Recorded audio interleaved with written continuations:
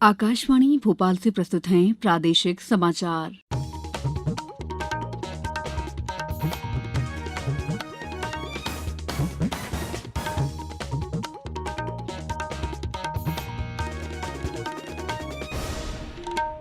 नमस्कार, समाचारों के साथ मैं दीपा सिंह।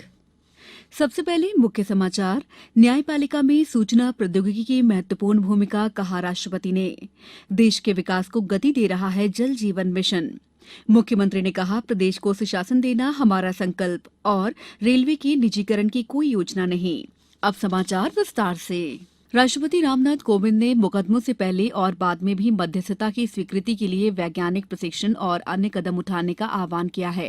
उन्होंने कहा है कि महामारी के कठिन समय में सूचना और प्रौद्योगिकी ने न्यायपालिका में महत्वपूर्ण भूमिका निभाई है। श्री कोविंद आज नर्मदा जिले के केवड़िया में गुजरात उच्च न्यायालय द्वारा आयोजित मध्यस्थता और सूचना प्रौद्योगिकी पर राष्ट्रीय सम्मेलन के उद्घाटन समारोह को संबोधित कर रहे थे। इस अवसर पर उच्चतम न्यायालय के मुख्य न्यायाधीश एन.वी. रमन्ना ने मध्यस्थता के माध्यम से विवादों को हल करने पर जोर दिया।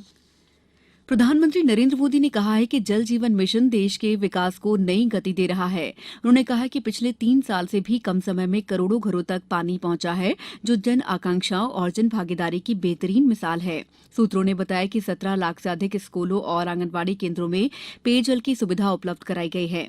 जल जीवन मिशन के शुरू होने के बाद 9 करोड़ 40 लाख से अधिक घरों में नल से जल के कनेक्शन दिए गए हैं। केंद्रीय आयुष मंत्री सर्बानंद सोनोवाल ने आज नई दिल्ली में होम्योपैथी आरोग्य के लिए लोगों की पसंद विषय पर 2 दिवसीय सम्मेलन का उद्घाटन किया। इस अवसर पर श्री सोनोवाल ने कहा कि आयुष से जुड़ी शिक्षा, अभ्यास और दवा विकास क्षेत्रों में एक परिवर्तनकारी बदलाव आ रहा है। कार्यक्रम के दौरान आयुष राज्य मंत्री डॉ महेंद्र भाई मुंजपारा ने अपने संबोधन में कहा कि होम्योपैथी विभिन्न बीमारियों के इलाज में बहुत प्रभावी है और कम खर्च में ही सुरक्षित तरीकों से स्वास्थ्य में सुधार करती है। श्री सोनोवाल ने कहा है कि होम्योपैथी उपचार पर लोग भरोसा करते हैं और पीढ़ियों से पारिवारिक चिकित्सकों से होम्योपैथी इलाज करवाते हैं।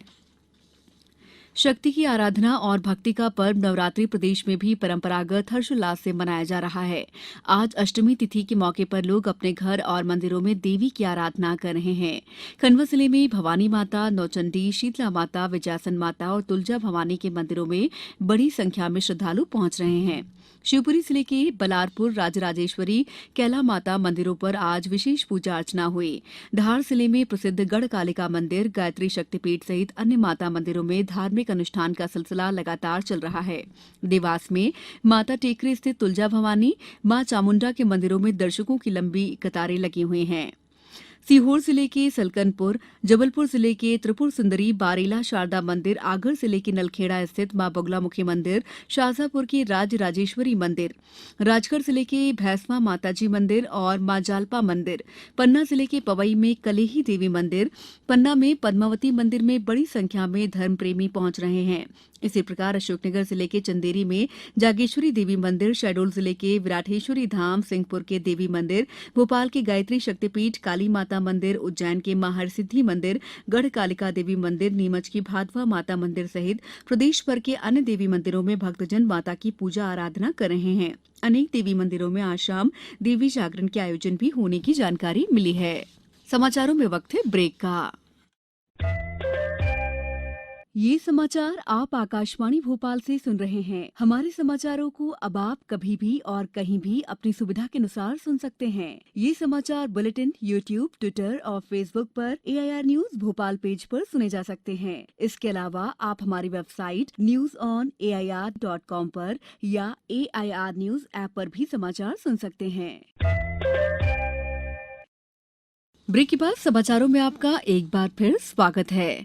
मुख्यमंत्री शिवराज सिंह चौहान ने कहा है कि प्रदेश को सुशासन देना हमारा संकल्प है। उन्होंने कहा कि माफिया के विरुद्ध प्रभावी कार्रवाई लगातार जारी रहेगी। श्री सिंह आज राज्य मंत्रालय में वीडियो कॉन्फ्रेंस के माध्यम से प्रदेश के संभागायुक्त, पुलिस महानिरीक्षक, कलेक्टर और पुलिस अधीक्षक को संबोधित कर रहे थे। उन्होंने कहा कि विकास और जन कल्याणकारी योजनाओं को बेहतर तरीके से क्रियान्वित करने की जिम्मेदारी मैदानी अफसरों की है। मुख्यमंत्री ने निर्देश दिए हैं कि आत्मनिर्भर मध्यप्रदेश के लक्ष्य को पूरा किया जाए। केंद्रीय रेल मंत्री अश्विनी वैष्णव ने कहा है कि भारतीय रेल के निजीकरण की सरकार की कोई योजना नहीं है। भारतीय रेल मजदूर संघ के पेराम्बूर में आयोजित 20वें अखिल भारतीय सम्मेलन का दिल्ली से वर्चुअल उद्घाटन करते हुए उन्होंने कहा कि विपक्षी दल भारतीय रेल के निजीकरण के बार बार आरोप लगा रहे हैं, लेकिन ये एक विशाल और जटिल संगठन है। फिलहाल इसके निजीकरण की कोई योजना सरकार के पास नहीं है। रेल मंत्री ने इस अवसर पर रेल विभाग को नई तकनीक से लैस करने की आवश्यकता पर बल देते हुए कहा कि हमें यात्रियों की सुरक्षा और सुविधा की अपेक्षाओं पर खरा उतरना होगा। उन्होंने कहा कि सरकार रेलवे के उन्नतीकरण के लिए प्रतिबद्ध है। विकास की पत्रकारिता में सबसे आगे प्रसार भारती है। दूरदर्शन और आकाशवाणी ने इसे प्राथमिकता दी है। उक्त आशय के विचार माखनलाल चतुर्वेदी पत्रकारिता विश्वविद्यालय के कुलपति केजी सुरेश ने आज भोपाल के कुशाभाऊ ठाकरे हॉल में विकास में सहभागिता विषय पर आयोजित सम्मेलन में व्यक्त किए। इस अवसर पर अटल बिहारी वाजपेयी सुशासन और नीति विश्लेषण संस्थान के प्रोफेसर सचिन चतुर्वेदी ने कहा कि विकास का संवाद कहें या विकास की पत्रकारिता, दोनों का अर्थ ये है कि विकास की पत्रकारिता करते समय पाठकों की सोच और उनके दृष्टिकोण को ध्यान में रखना होगा। मुख्यमंत्री शिवराज सिंह चौहान श्रीराम नवमी के अवसर पर कल श्रीराम राजा सरकार मंदिर परिसर ओरछा में श्रीराम राज्य कला दीर्घा का लोकार्पण करेंगे। इस अवसर पर पवित्र नदी बेतवा के तट पर सायंकाल में दीपोत्सव में 5 लाख दियों को एक साथ प्रज्वलित कर भगवान श्रीराम के प्रति आस्था प्रकट की जाएगी। संस्कृति, पर्यटन और धार्मिक न्यास तथा धर्मस्व मंत्री उषा ठाकुर भी उपस्थित रहेंगी। गौरतलब है कि श्रीराम राजा सरकार मंदिर परिसर ओरछा में संस्कृति विभाग द्वारा भगवान श्रीराम के चरित्र आधारित श्रीराम राज्य कला दीर्घा तैयार की गई है। इसमें भारत के लगभग सभी राज्यों की लोकचित्र शैलियों में भगवान श्रीराम के एक एक चरित्र का चित्रांकन किया गया है। भगवान श्रीराम के 36 गुणों और उनकी विशिष्टता को चित्र अभिव्यक्ति दी गई है। सीरम इंस्टीट्यूट ऑफ इंडिया और भारत बायोटेक ने निजी अस्पतालों के लिए कोविड रोधी टीके की कीमत कम कर दी है। सीरम इंस्टीट्यूट ऑफ इंडिया ने कोविशील्ड टीके की कीमत 600 रुपए से घटाकर 225 रुपए कर दी है। भारत बायोटेक ने कोवैक्सीन टीके की कीमत 1200 रुपए से घटाकर 225 रुपए कर दी है। पंचायती राज मंत्रालय आजादी का अमृत महोत्सव को जन उत्सव के रूप में मनाने के लिए 11 अप्रैल से 17 अप्रैल तक विशेष सप्ताह मनाएगा। पंचायतों के नवनिर्माण का संकल्पोत्सव नाम से मनाए जा रहे इस विशेष सप्ताह के दौरान सम्मेलनों का आयोजन किया जाएगा। इनमें सभी हितधारकों के विचारों, सतत विकास लक्ष्यों, तकनीकी पक्षों, सर्वोत्तम प्रथाओं और अत्याधुनिक परिकल्पनाओं, नवाचार को शामिल किया जाएगा। 7 दिवसीय कार्यक्रमों को इस तरह से डिजाइन किया गया है कि ये पंचायतों और अन्य प्रमुख हितधारकों के लिए अत्यधिक फायदेमंद होगा। अब कुछ समाचार संक्षेप में।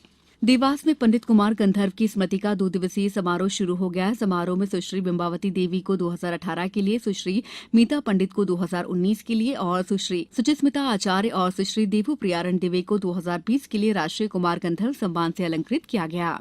अनूपपुर जिले के सामुदायिक स्वास्थ्य केंद्र पुष्पराजगढ़ में 11 अप्रैल को मातृत्व देखभाल के तहत गर्भवती माताओं के स्वास्थ्य जांच, परीक्षण और उपचार शिविर का आयोजन किया जाएगा। उमरिया जिले में आज सुबह पाली थाना के अंतर्गत ग्राम अमिलेहा राष्ट्रीय राजमार्ग पर दुर्घटना में 2 लोगों की मौत हो गई। शहडोल जिले में प्रधानमंत्री गरीब कल्याण अन्न योजना के तहत निःशुल्क राशन वितरण के लिए 448 उचित मूल्य दुकानों पर अन्न उत्सव का आयोजन किया गया। अंत में मुख्य समाचार एक बार फिर। न्यायपालिका में सूचना प्रौद्योगिकी की महत्वपूर्ण भूमिका, कहा राष्ट्रपति ने। देश के विकास को गति दे रहा है जल जीवन मिशन। मुख्यमंत्री ने कहा प्रदेश को सुशासन देना हमारा संकल्प और रेलवे के निजीकरण की कोई योजना नहीं। इस बुलेटिन में इतना ही। दीजिए इजाजत। नमस्कार।